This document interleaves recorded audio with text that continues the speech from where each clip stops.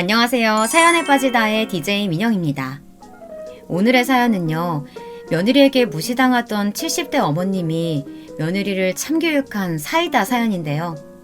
어떤 사연일지 끝까지 집중해 주시고요. 오늘의 사연도 함께 시작해 볼게요.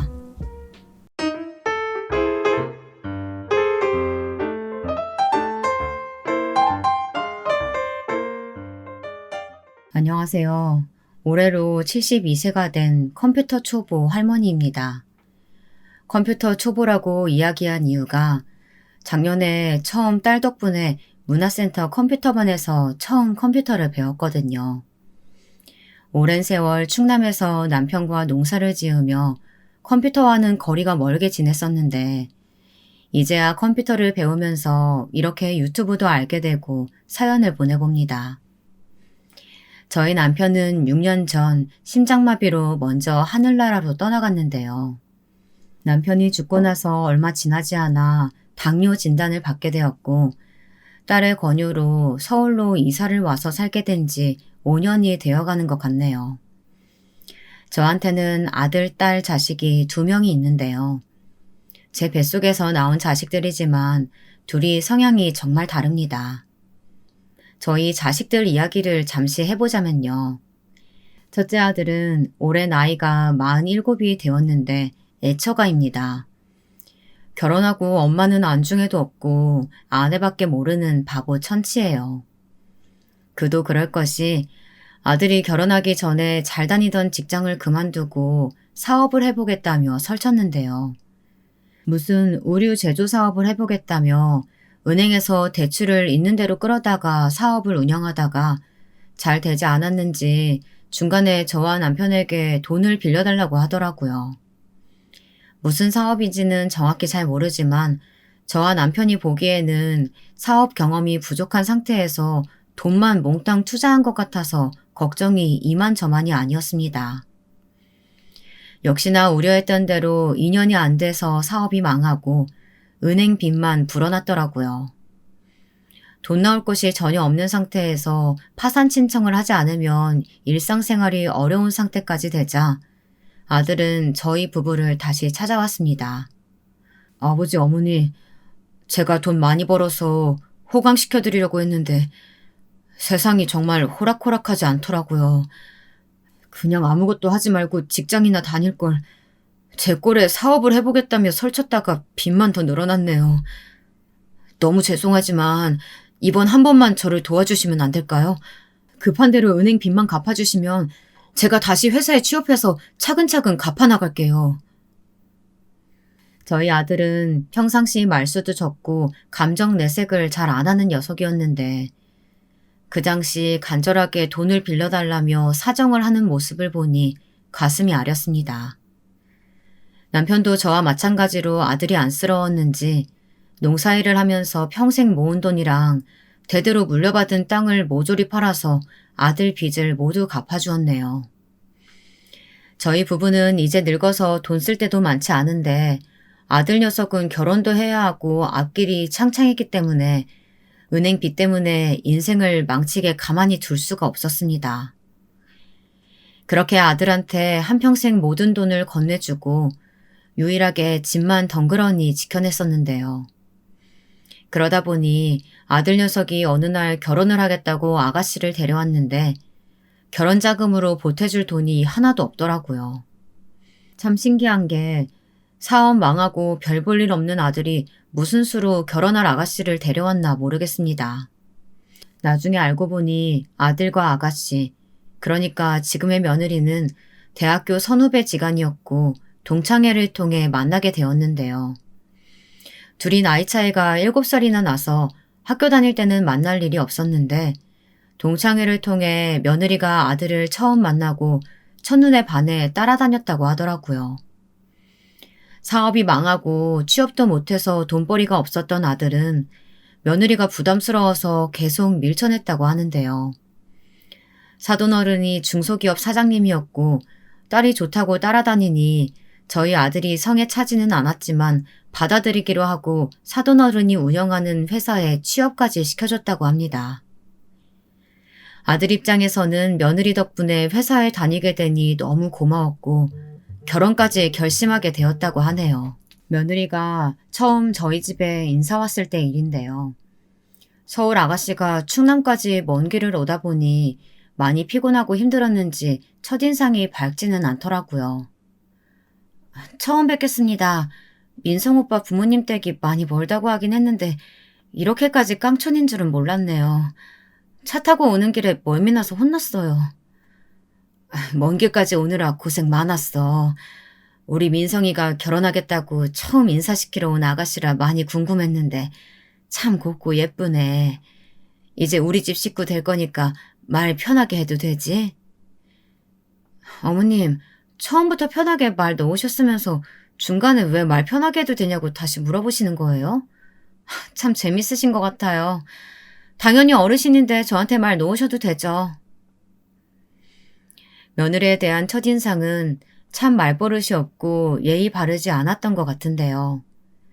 속으로 마음에 썩 들지는 않았지만 아들이 좋다고 하니 반대하고 싶은 마음이 딱히 없었습니다. 저희 부부는 오래전부터 자식들이 결혼할 때 가슴에 못 박는 일은 만들지 말자고 다짐을 했었고 사랑하는 사람과 결혼할 수 있도록 지지해주자고 마음먹었었거든요.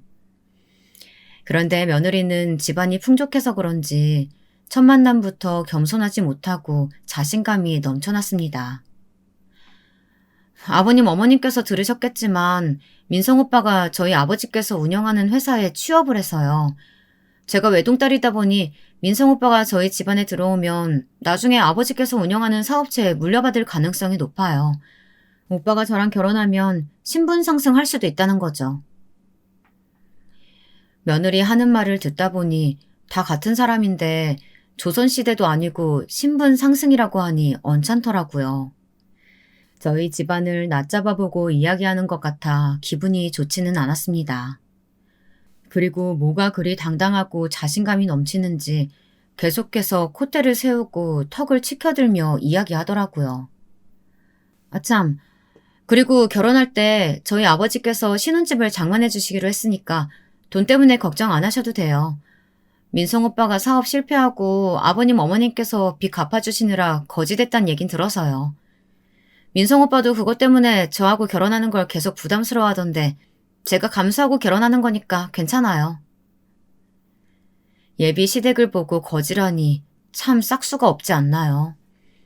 그 당시에는 며느리가 20대 중반의 어린 나이였는데 철이 없어서 그렇게 말하려니 하고 그냥 넘어갔습니다. 무엇보다 가진 것 없는 저희 아들이 좋다며 아버지 회사에 취업시켜준 것도 모자라서 신혼집까지 알아서 마련해주겠다고 하니 세상에 이런 신부감이 어디에 있나 싶더라고요.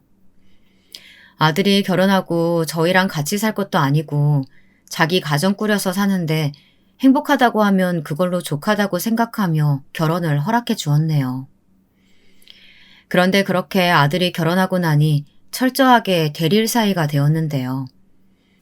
가진 것 없이 처가댁에 얹혀서 모든 걸 지원받다 보니 아들 녀석은 며느리가 되먹지 못한 말을 해도 입도 뻥끗 못하더라고요. 아내한테 꽉 잡혀 사는 모습을 보니 안쓰럽긴 했지만 저희 집안이 사돈 댁에 비해 많이 기울다 보니 어쩔 수 없는 상황이라고 생각하게 되었네요.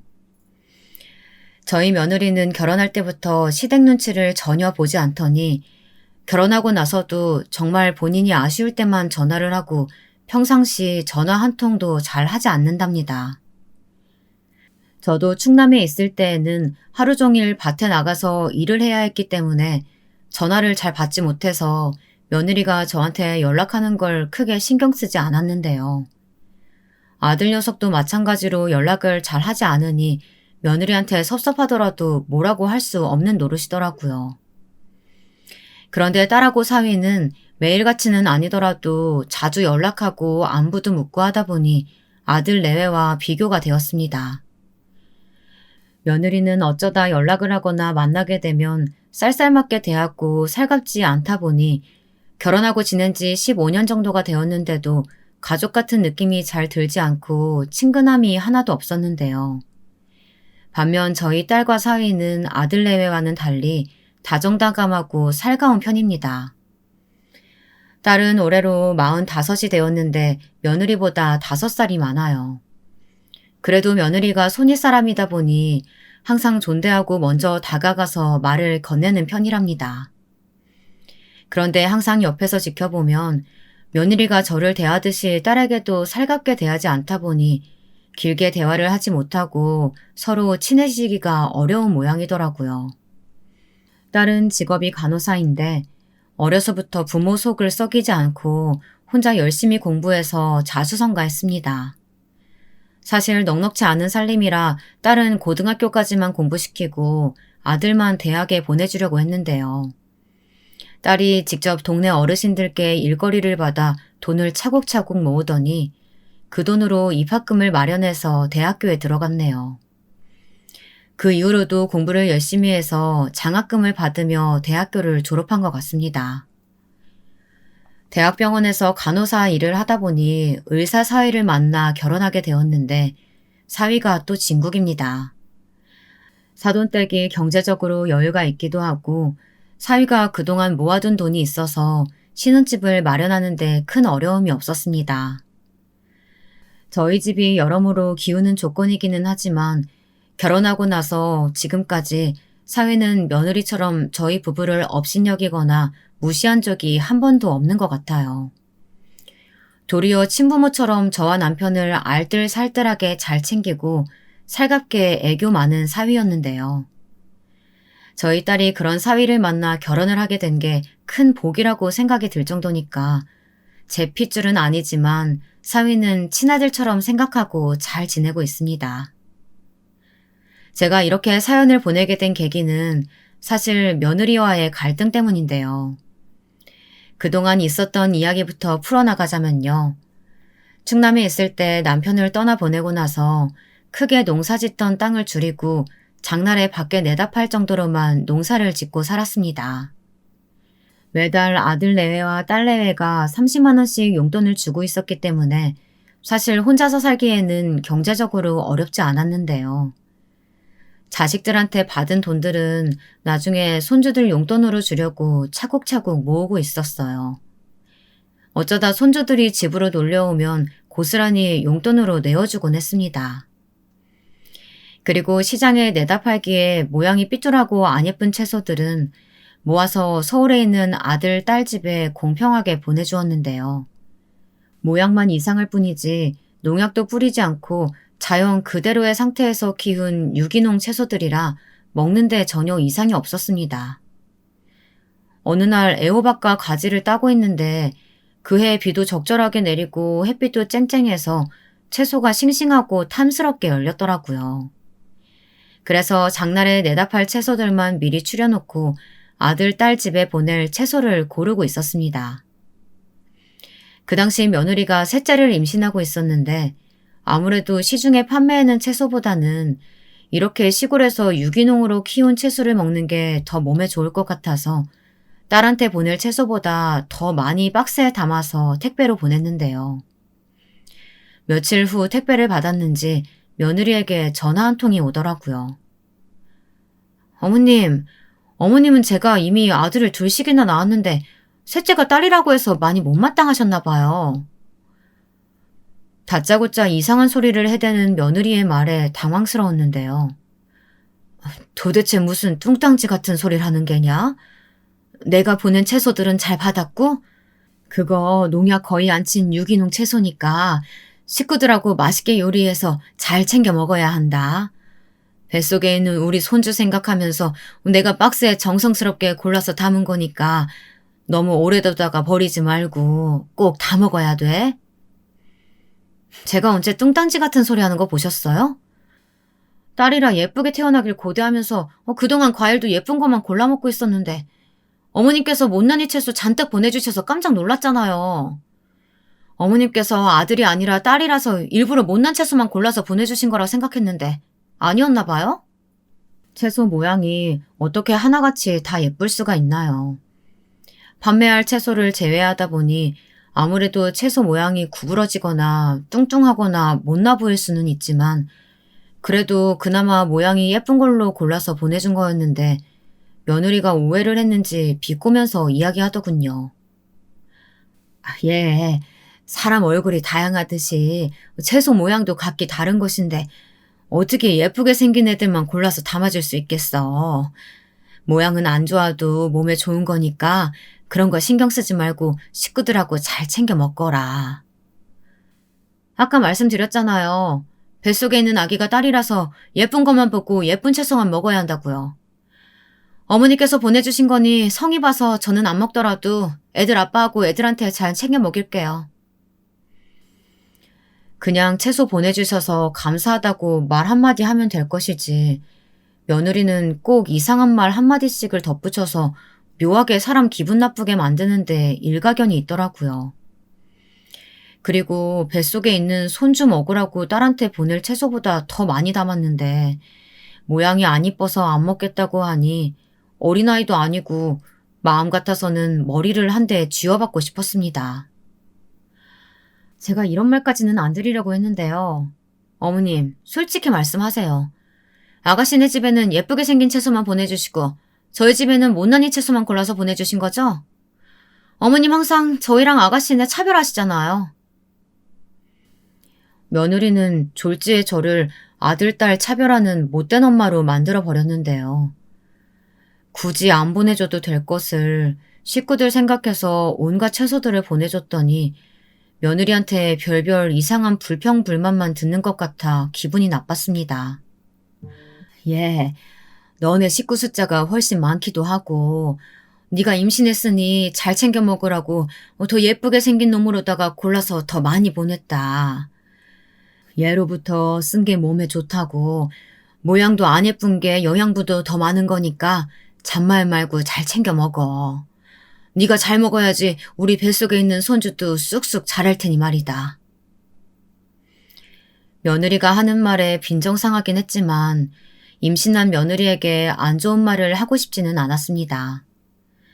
괜히 제 기분대로 이야기했다간 서로 감정만 상하고 원래도 친근감이 없었던 며느리와 더 대면대면해질까봐 그냥 넘어갔네요. 이번에는 제가 서울로 이사 오고 나서 며느리와 갈등이 생겼던 사건인데요. 평생 충남에서 살다 보니 다 늙어서 다른 지역으로 옮겨서 사는 게 마음처럼 쉽지가 않더라고요. 농사일을 하는 것도 제 삶의 일부였던 터라 모든 것을 정리하고 서울로 이사 가는 게 저한테는 어려운 일이었습니다. 그런데 당뇨 진단을 받고 정기적으로 병원에 가야 하는데 충남 집에서 병원까지 가는 길에 버스도 잘 오지 않고 택시를 타도 너무 멀어서 병원 한 번 가는 길이 농사일보다 훨씬 힘들더라고요. 이런 상황을 100번 이해했던 딸과 사위가 저에게 서울로 이사 오라고 설득을 했고 딸네 집에서 걸어서 10분이 안 되는 집을 구했습니다. 제가 새로 살게 된 서울 집에서 아들네 집까지는 차로 1시간 정도 되는 거리였는데요. 아무래도 집이 가까운 딸내외가 옆에서 저를 알뜰살뜰하게 챙겨주었고 매번 병원을 갈 때마다 함께 가주었습니다. 반면에 아들내외는 엄마가 충남에 있든 서울에 있든 상관없이 여전히 저를 보러 집에 오지도 않고 전화도 잘 걸지 않았는데요. 속으로는 굉장히 서운하기도 했지만 그런 말조차 아들내외한테 한 번도 입 밖으로 꺼내본 적이 없는 것 같네요. 아무튼 서울로 올라오고 병원을 다니게 되면서 당뇨 때문에 식단 조절을 하느라 먹고 싶어도 못 먹게 된 음식들이 정말 많아졌는데요. 원래 제가 막걸리는 좋아하는 편이라 당뇨에 걸리기 전엔 막걸리를 자주 마시는 편이었습니다. 그래서 당뇨에 걸린 건진 몰라도 병을 얻게 되고 막걸리를 전혀 못 마시게 되니 삶의 낙이 없어지더라고요. 그래서 가족들이 다 같이 모여서 저녁 식사를 하려고 모였는데 막걸리가 없어서 낙이 없어졌다는 비슷한 이야기를 한 적이 있었습니다. 요즘 막걸리를 못 마셔서 그런지 세상을 살아가면서 재미도 없고 심심한 것 같구나. 너희들도 젊었을 때 술 많이 마시지 말고 몸 챙겨야 한다. 늙어서 이 어미처럼 고생하지 말고. 제가 한숨을 쉬며 신세한탄을 하니 아들이 공감해주며 이야기했습니다. 정말 저도 이제 나이가 드니까 술을 많이 마시면 그 다음날 몸이 많이 안 좋아지더라고요. 체력도 많이 떨어지는 것 같아서 요즘 영양제를 잘 챙겨 먹고 있네요. 아들은 어려서부터 체력 하나만큼은 동네에서 알아줄 정도로 정말 좋았는데요. 어른들 사이에서 저희 아들의 별명이 임꺽정이라고 불릴 만큼 힘도 세서 동네에서 힘쓰는 일은 모두 도맡아서 처리할 정도였습니다. 그런 아들이 이제 나이가 들어서 술을 마시면 체력이 없다고 하니 안쓰럽더라고요. 네가 술 마시면 힘들다고 하니까 걱정되는구나. 내가 이렇게 당뇨가 온 걸 보면 잘못된 생활 습관인 것도 있지만 유전적 요인도 무시 못하니까 아범 너도 앞으로는 건강검진하면서 혈당 관리 잘 해야 한다. 저는 아들 녀석이 진심으로 걱정돼서 이야기해 주었는데요. 옆에 있던 며느리가 표정이 굳어지면서 한마디 하더라고요. 어머님, 어머님께서 당뇨 진단 받으신 건 막걸리를 매일같이 자시다가 걸리신 거잖아요. 그런데 왜 멀쩡한 오빠한테 마치 나이 들면 무조건 어머니처럼 당뇨 걸릴 것처럼 말씀하시는 거예요? 유전이라고 해서 반드시 병에 걸리는 것도 아닌데 오빠가 당뇨에 걸리는 게 기정사실인 것처럼 말씀하시니까 옆에서 듣고 있자니 기분이 나쁘네요. 아들이 걱정돼서 꺼낸 말을 가지고 기분이 나쁘다며 며느리가 저한테 따지고 드는데 일부러 시비를 거는 싸움닭이 따로 없었습니다. 예. 그냥 노파심에 한 말 가지고 굳이 이렇게 따지고 드니까 내가 할 말이 없구나. 아범도 유전적인 영향 생각하면 당뇨 걸릴 위험이 있으니까 조심하라는 의미에서 이야기한 거지. 저는 매번 그랬듯이 며느리가 잘 알아들을 수 있도록 좋게 이야기해 줬는데요. 며느리는 무언가 마음에 안 들다는 듯이 인상을 찌푸리며 말을 이어갔습니다. 그건 그렇고 어머님 잡곡밥 하셨네요. 아시는 것처럼 민혁이가 흰밥만 먹어서요. 잡곡밥은 따로 덜어내고 흰밥으로 새로 할 테니까 그릇 좀 주세요. 저희 첫째 손주가 밥을 먹을 때면 이상하게 흰밥만 먹었는데요. 어려서부터 흰밥만 먹었던 걸 까맣게 잊고 잡곡밥을 해두었는데 며느리는 그게 마음에 안 들었나 봅니다. 제가 당뇨 환자이다 보니 흰밥보다는 잡곡밥이 혈당 지수가 낮아 좋다고 해서 해둔 것이었는데 며느리는 시어머니 생각은 전혀 하지도 않고 본인 자식 먹일 생각에 저한테 쌀쌀맞게 이야기하더라고요. 나도 평생 흰밥만 주구장창 먹다가 몸이 아프고 나니까 흰밥을 많이 먹는 게 몸에 그렇게까지 안 좋은 건지 몰랐다. 누구 입에나 흰밥을 먹는 게 맛있고 좋기는 하지만 아이들 영양 생각해서 때로는 잡곡밥 해서 먹이는 것도 나쁘지 않아. 오늘은 그냥 다 같이 잡곡밥 먹는 게 어떻겠니? 어머님, 민영이가 흰밥 아니면 입에 대지도 않는 거 잘 알고 계시잖아요. 그리고 이제 아범에 이어서 저희 애들까지 당뇨 유전자 있는 것처럼 만드시네요? 맛달가리 없는 잡곡밥은 어머니만 드세요. 저희 가족들은 흰밥만 먹을 테니까요. 당뇨 유전자에 대해서는 입도 뻥끗 안 했는데 며느리는 또다시 비꼬아 이야기하니 어이가 없더라고요. 제가 하는 말마다 토를 달고 버릇없이 말하는 게 점차 선을 넘는 것 같아서 한마디 하려고 하던 찰나 옆에 있던 딸아이가 덩달아 기분이 나빴는지 저를 대신해서 며느리한테 한마디 해주었습니다. 언니, 옆에서 가만히 듣고 있자니 오늘따라 너무 예민하게 구시는 거 아니에요?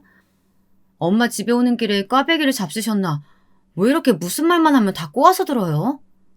우리 애들도 흰밥만 먹다가 할머니 댁에 오면 잡곡밥 먹을 수 있다고 해서 좋아하던데 언니도 무조건 애들 입맛만 맞출 게 아니라 편식하지 않게 이야기를 해줘야죠. 그게 엄마 역할 아니겠어요? 딸의 말에 며느리는 민망했는지 얼굴이 다 빨개지더라고요. 그리고 헛기침을 몇 번 하더니 마지못해 알겠다며 딸의 말에 순응하는 듯이 말했습니다. 아가씨는 제가 무슨 말을 비꼬아서 들었다고 그래요. 우리 애들이 잡곡밥에 익숙하지가 않아가지고 저녁밥 안 먹을까봐 걱정돼서 흰밥 새로 하겠다고 한 거죠. 다시 새로 밥 하려면 시간도 오래 걸리고 하니까 오늘은 그냥 이거 먹일게요. 애들 밥 안 먹으면 어머니께서 책임지시겠죠. 제가 말할 때는 씨알도 안 먹히더니만 저희 딸이 며느리보다 나이도 많고 기가 세서 그런지 시어머니가 하는 말보다 시누이가 하는 말을 더 잘 듣는 것 같네요. 그리고 작년 추석에 있었던 일인데요. 정말 경악할 일이 있었습니다. 입에 담기도 싫네요. 제가 나이가 있다 보니 명절에는 음식을 많이 하지 않고 가족들 먹을 음식만 간단히 준비해 놓는 편입니다. 딸이 요리를 잘해서 매번 명절 때마다 따로 음식을 만들어 오다 보니 크게 신경을 쓰지 않았던 것 같아요. 작년 추석 때는 딸이 꽃게탕을 만들어서 저희 집으로 왔는데요. 손주들까지 식구가 많기 때문에 넉넉하게 꽃게탕을 만들어 왔습니다. 반면에 며느리는 보통 명절 당일에 와서 아무것도 하지 않고 실컷 먹기만 하다가 친정집으로 갑니다. 지난 추석 때는 심지어 허리디스크가 왔다면서 옴짝달싹 하지도 않고 소파에 앉아서 아이들과 함께 텔레비전만 보고 있더라고요. 요즘 젊은 며느리들이 배째라는 식으로 시댁에서 일도 안 하고 빈둥댄다고 하더니만 우리 며느리를 두고 하는 말임에 틀림이 없었습니다. 점심시간이 되자 저희 딸이 집에서 만들어 온 꽃게탕을 끓이고 제가 만든 나물무침을 밑반찬으로 상을 차렸는데요. 음식을 만든 것도 아니고 그렇다고 상 차리는 걸 도와준 것도 아닌데 며느리가 상 차림을 보더니 저희 딸한테 한 소리 하더라고요. 아가씨, 상 차림이 이게 뭐예요? 차린 게 없어서 먹을 것도 없네. 작년에는 갈비찜이니 뭐 양념게장이니 이것저것 많이 만들어 오셔가지고 친정집 넘어갈 때 싸갈 수 있어서 좋았는데 이번에는 싸갈 음식이 하나도 없네요. 사실 딸이 병원에서 일을 하다가 손목을 크게 다치는 바람에 요리를 할 수 있는 상황이 아니었습니다. 그런데도 가족들과 한 끼 맛있게 먹기 위해 꽃게탕을 만들어 온 거였는데요. 그런 딸의 수고스러움도 모르고 며느리가 그런 소리를 해대니 입을 틀어막고 싶더라고요. 언니, 뚫린 입이라고 그런 말씀 하실 거면 그냥 조용히 앉아서 드시기만 하세요. 매년 명절 때마다 얻어먹기만 하고 결혼하고 한 번이라도 음식 만들어 오신 적 있으세요? 엄마 집에 와서도 간단히 밑반찬 하나 만드는 거 옆에서 거둔 적도 없으면서 아무것도 안 하는 사람이 너무 뻔뻔하시네요. 저희 딸도 며느리가 하는 말에 빈정이 상했는지 며느리 말에 기분이 나쁘다며 표현을 했고 며느리도 양심이 있으니 그냥 하는 말이라고 하며 웃어 넘어갔습니다. 그리고 한참 식사를 하고 있는데 딸이 저한테 꽃게 등딱지에 알을 모두 긁어내서 밥과 함께 양념을 해서 저한테 건네주더라고요. 사실 꽃게 등딱지는 어른들이 먹기에는 귀찮기도 하고 아이들이 밥 비벼주면 좋아하니까 딸이 일부러 등딱지를 버리지 않고 치즈와 계란을 넣어 맛있게 꽃게탕을 끓여놓았던 건데요. 아이들이 하나씩 먹고 마지막 한 개 남은 걸 저한테 챙겨주더라고요. 엄마, 매일같이 식단 조절하시느라 실컷 드시지도 못하는데 마침 꽃게 등딱지 하나 남은 거 김에 밥이랑 비벼서 드리는 거니까 맛있게 드세요. 명절인데 이번만큼은 식단 조절 때문에 스트레스 받지 마시고 맛있게 먹기로 해요. 이서방이 옆에서 혈당 체크하면서 관리 도와드릴 테니까요. 꽃게 등딱지가 뭐라고 딸이 저한테 챙겨주면서 하는 말에 감동을 받아서 눈물이 핑 돌았습니다. 아유, 이 귀한 걸 늙은 어미가 먹어도 되는 건지 모르겠구나. 예전에 너희 아빠 살아계실 때는 아빠가 바깥일 하느라 귀한 건 먼저 챙겨드려가지고 엄마까지 먹을 차례가 오지도 않았었는데 우리 딸 덕분에 이렇게 귀한 걸 얻어먹고 참 고맙다.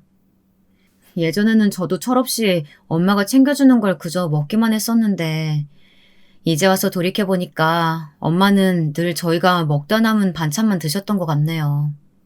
이제는 맛있는 게 있으면 엄마부터 챙겨드릴 테니까 많이 드시고 건강하세요. 딸이 이렇게 저한테 먹을 걸 챙겨주면서 옆에 딱 달라붙어서 안아주니 새삼 기분이 이상하더라고요.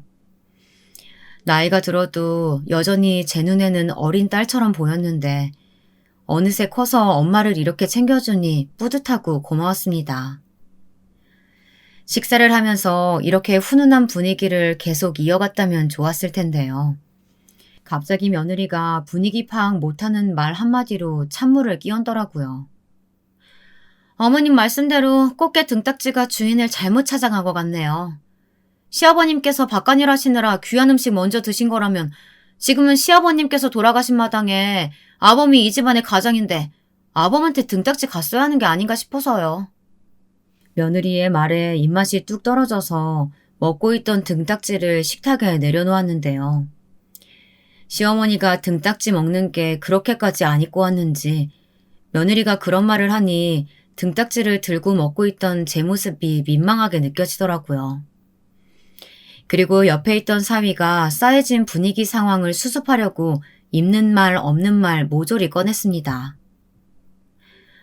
형님이 워낙 효자라서 등딱지는 형님이 먹는 게 아니라 어머님께서 드시기를 바랄 거예요.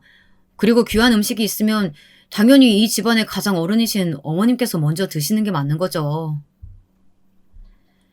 사위는 며느리의 말에 본인이 다 민망한지 저를 보며 괜시리 웃으면서 이야기했는데요.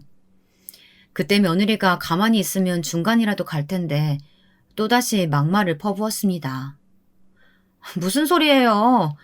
우리 식구들은 어른이고 아이고 너나 할 것 없이 등딱지 환장하고 잘 먹는데 평상시 없어서 못 먹는 음식인데 이렇게 다 같이 먹을 기회가 왔을 때 먹으면 좋은데 생각해보면 등딱지를 넉넉하게 준비하지 않은 아가씨가 잘못했네요. 참나, 집안에 돈도 많으신 분들이 밖에서 등딱지 사 먹으면 되지. 이런 날 엄마한테 등딱지 들은 거 가지고 무슨 호들갑이에요? 내가 그동안 새언니한테 하고 싶은 말 있었는데 이 상황에서 한마디 해야겠네요.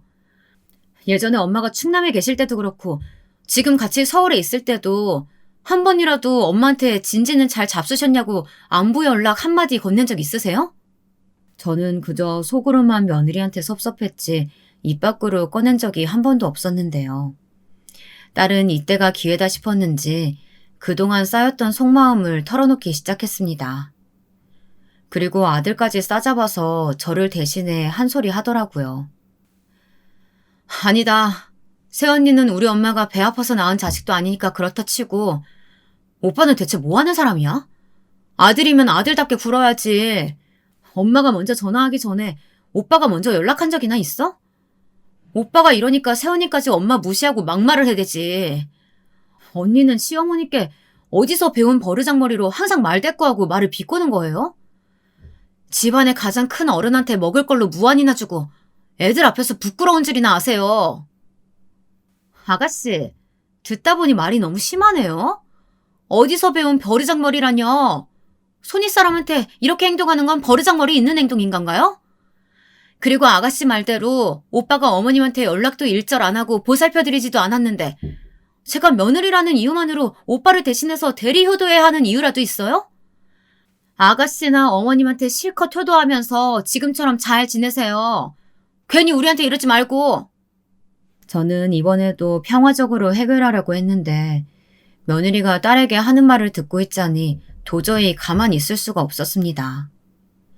딸이 저를 위해서 며느리에게 한 소리 해주었는데 며느리가 딸까지 무시하는 것 같아서 열불이 나더라고요. 얘, 내가 그동안 너한테 싫은 소리 안 한다고 해서 우습게 본 모양인데 모든 게 다 우리 가족 행복하자고 싸우지 말자고 그랬던 거지. 네가 예뻐서 가만히 있었던 게 아니다. 어디서 감히 시어머니 무서운 줄 모르고 허구한 날 말대꾸하고 하나밖에 없는 시누이까지 무시를 해. 어서 네 시누이한테 미안하다고 말하지 못해? 시누이가 없는 말 지어낸 것도 아니고 하나부터 열까지 맞는 말만 골라서 했건만 아무런 잘못도 안 한 사람 마냥 모르세야. 저는 결혼하고 처음으로 며느리를 다그쳤는데요. 며느리는 저한테 어떤 막말을 하더라도 유순하게 넘어갔던 시어머니인데 화를 내며 한 소리 하니까 속으로 많이 놀랐는지 눈이 휘둥그레지더라고요. 그리고 찔러도 피 한 방울 나올 것 같지 않았던 며느리의 눈에서 눈물이 글썽이기 시작했습니다. 본인 나름대로 억울하게 있는지 저희 아들한테 딱 달라붙어서 또다시 그 작은 눈으로 저를 째려보기 시작하더라고요. 어머님, 아가씨가 딸이라고 아가씨 편에 서서 저를 다그치시는 거예요? 손이 사람한테 버르장머리 없이 대들고 막말한 아가씨야말로 저한테 잘못한 거 아닌가요? 제가 뭘 그렇게 잘못했다고 죄 없는 사람 면전에 두고 그렇게 화를 내세요? 저 이런 식으로 대하시면 어머니께서 아끼시는 손주들하고 다시는 시댁에 발도 내딛지 않을 테니까 그렇게 아세요.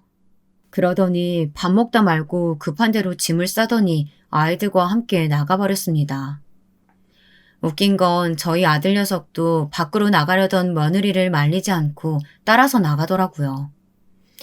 아들 키워봤자 다 소용없다더니 마누라가 잘못했으면 남편으로서 옆에서 다그치지는 못할 망정 오냐오냐 하면서 엄마와 여동생을 등지고 마누라를 따라서 나가버리니 어이가 없어서 할 말을 잃었습니다.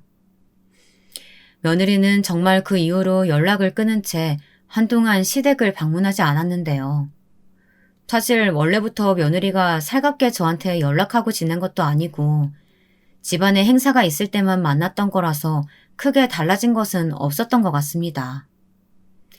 다만 시간이 지날수록 제 스스로 며느리한테 너무 심하게 말한 건 아닌지 그날 있었던 일들을 다시 곱씹어 생각하게 되고 조금은 후회가 되기도 하더라고요. 그리고 최근 며느리와 가장 큰 갈등이 발생하게 된 사건이 있었는데요. 오늘 사연을 제가 쓴 이유이기도 합니다. 모두 집중해서 들어주세요. 며느리가 벼랑간 양식집을 개업하겠다고 가족들 앞에서 공표를 했습니다. 며느리는 그동안 아들 녀석과 함께 사돈어른께서 운영하시는 회사에서 격리일을 해왔는데요. 격리일이 지겹고 힘들다면서 사돈어른께 양식집을 낼 수 있도록 돈을 투자해달라고 졸랐다고 하네요. 사실 그동안 며느리가 요리하는 꼴을 한 번도 제대로 못 본 것 같은데 양식집을 내겠다고 하니 상상이 잘 안 가더라고요. 나중에 알고 보니 며느리 집안이 돈이 있는 걸 알고 중학교 동창이었던 친구가 며느리에게 함께 양식집을 내자며 꼬드겼고 아버지 회사에서 격리일을 하는 것보다는 양식집 사장님이 좀 더 멋있다고 생각했는지 식당 개업을 준비하는 것 같았습니다. 저희 며느리는 신중함과는 아예 담을 쌓은 사람이었는데요. 양식집을 개업한다는 게 회사 생활하는 것보다 얼마나 힘든 줄 가늠조차 못하고 친구의 꼬드김이 넘어가 즉흥적으로 가게를 내는 것처럼 느껴졌습니다.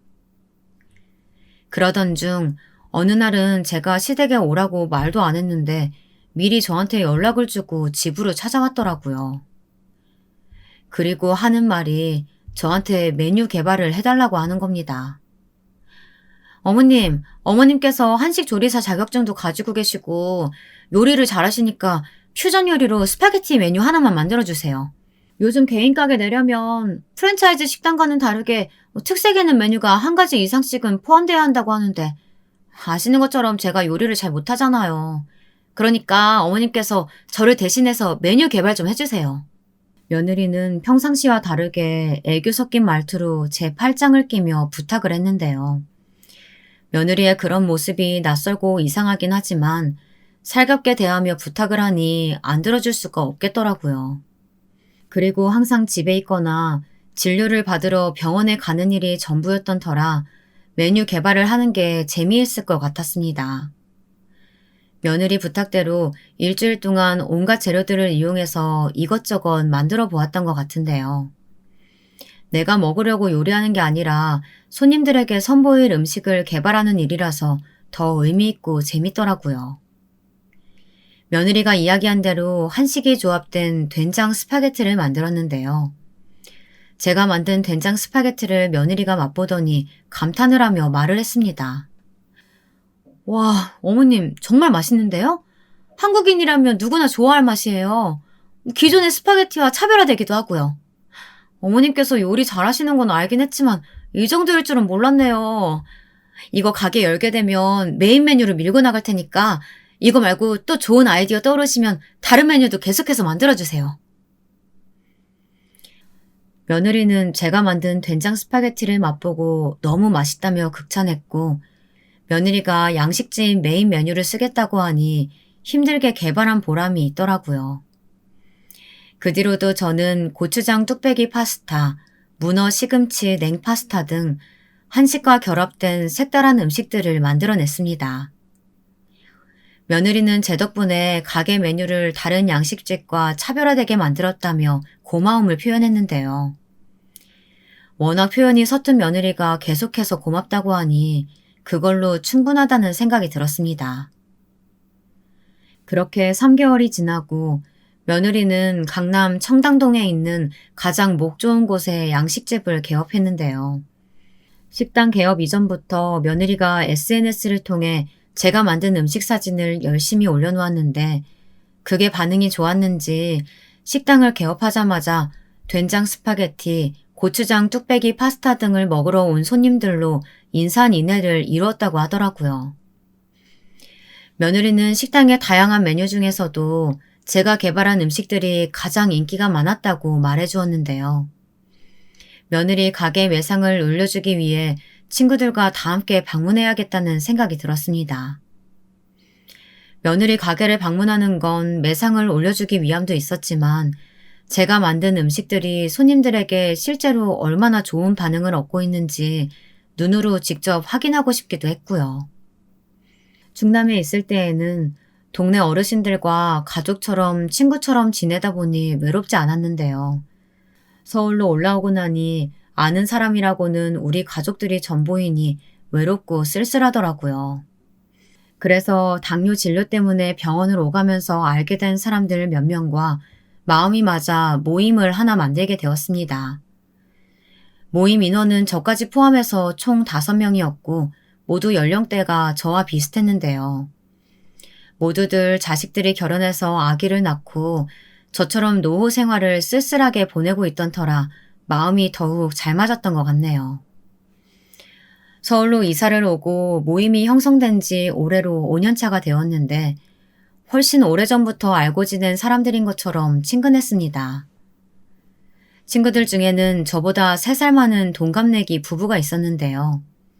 제가 평상시 언니, 오빠로 불렀고 저를 친동생처럼 잘 챙겨주었습니다. 제가 남편 없이 혼자 지내다 보니 가끔 언니가 반찬을 만들어 보내주기도 하고 모임 외에 셋이서만 따로 만나 놀러 가기도 하면서 가족처럼 지냈네요.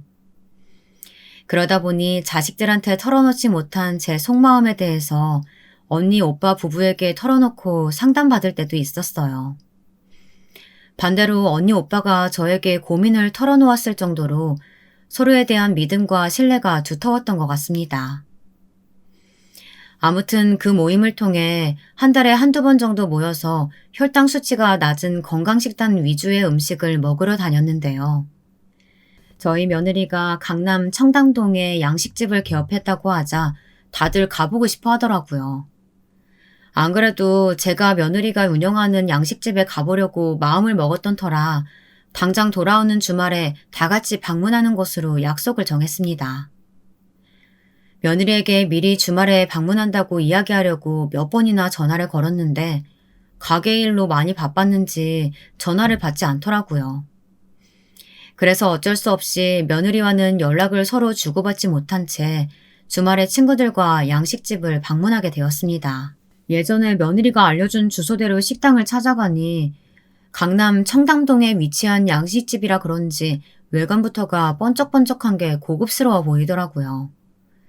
시간대가 점심을 먹기에는 약간 이른 오전 11시 정도였는데 식당 안에는 이미 손님들로 꽉 차 앉을 자리조차 없었습니다. 식당에 앉아있는 손님들을 관찰해보니 대부분 20, 30대였고 제가 개발한 된장 스파게티와 고추장 뚝배기 파스타를 하나씩 주문해서 맛있게 먹고 있더라고요. 그러면서 여기저기서 여기 음식 맛있다 하며 이야기를 하는데 뿌듯하게 느껴졌습니다. 자리가 나지 않아 식당 입구에서 친구들과 서성이고 있었는데 잠시 주방에 들어갔던 며느리가 그제야 나와서 저와 친구들을 발견했습니다. 저는 며느리가 저를 보고 당연히 반겨줄 거라고 생각했는데요. 예상과 다르게 며느리는 저와 친구 무리를 보자 얼굴이 굳어지더라고요. 그리고는 저에게 다가와 이야기했습니다. 어머님, 여기는 어쩐 일이세요? 그것도 주말에 한참 바쁠 때 이렇게 불쑥 찾아오시면 어떻게 하세요? 여기 앉아 계시는 손님들 보면 대충 아시겠지만 저희 식당에 주로 오는 분들 20, 30대 젊은 분들이라서요. 어머님께서 친구분들하고 함께 오신 것 같은데 어르신들이 식당에 있으면 젊은 사람들이 잘 안 들어오려고 해요. 그리고 무엇보다 놓치는 냄새 나면 매출 떨어지니까 얼른 다른 데 가서 식사하세요. 여기서 문 앞에서 계속 서성이시면서 장사 망치지 마시고요. 며느리는 노인들이 오면 안 되는 식당이라며 저희를 내쫓는 것 마냥 손사래를 치며 밖으로 나가라고 문까지 열어주었는데요. 저는 친구들까지 데리고 온 마당에 며느리가 식당에서 내쫓으니 굉장히 당황스럽고 체면을 구기는 것 같았습니다. 실컷 친구들에게 며느리가 운영하는 식당이라고 제가 만든 음식들이 판매되고 있다며 자랑을 해놔서 다들 멀리까지 찾아온 건데요. 식사 한 끼도 제대로 못하고 쫓겨나다니 아무리 생각해도 말이 안 되는 상황 같았습니다. 손님은 다 같은 손님인데 나이 든 사람들이 물을 흐리니 식당 밖으로 나가려는 며느리의 말이 상처로 와닿기도 하더라고요. 예, 내가 친구들한테 며느리가 강남 청담동에서 양식집 개업했다고 얼마나 자랑했는 줄 아니? 다들 기대하고 멀리까지 와주었는데 놓친 내 냄새 나면 매출 떨어진다고 식당에서 나가라고 하는 게 말이 돼? 간이 배 밖으로 나오지 않은 이상 어떻게 놓친내라는 표현을 입 밖에 꺼낼 수 있는 건지 도무지 이해가 안 되는구나. 나는 그렇다 치고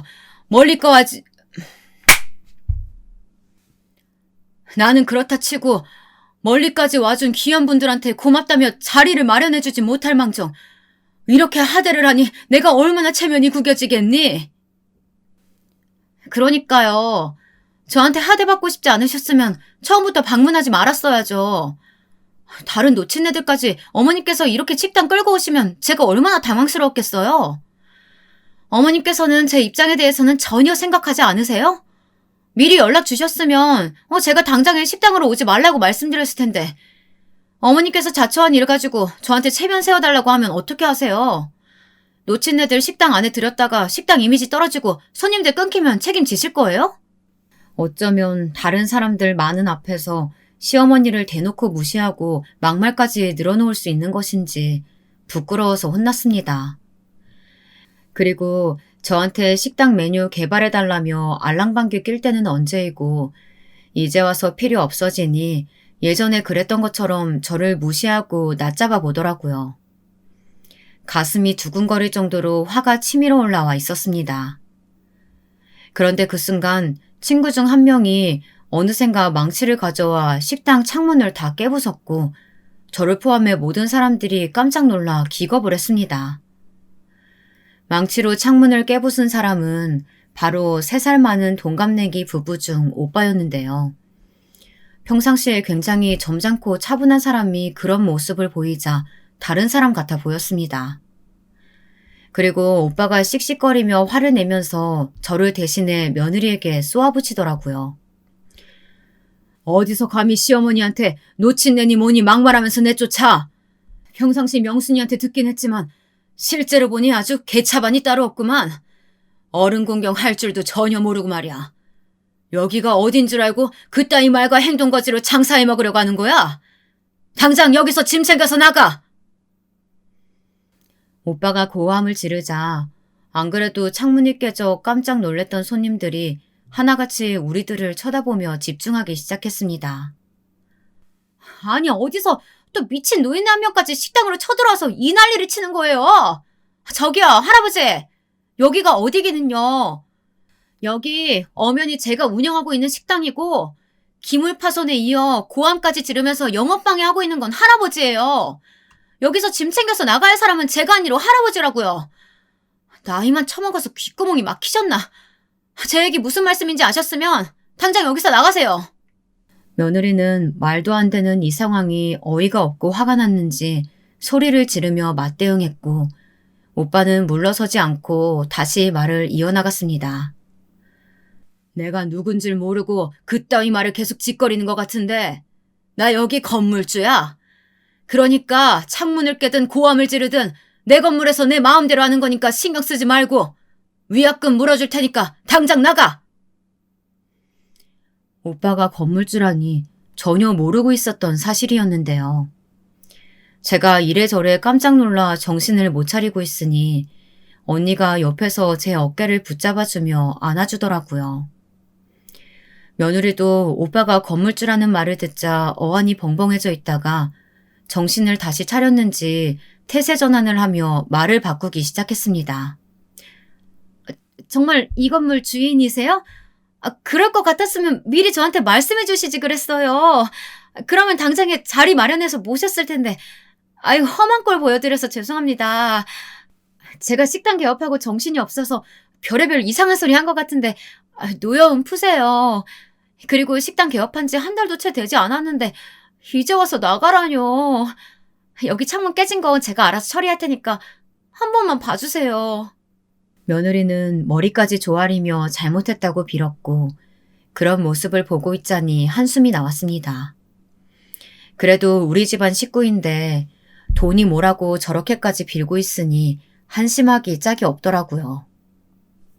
나는 내가 한 말은 다시 뒤집지 않는 사람이야. 그러니까 헛소리 집어치우고 당장 나가. 그리고 명순아, 이제는 내가 내 정체를 밝혀야 할 때가 온 것 같구나.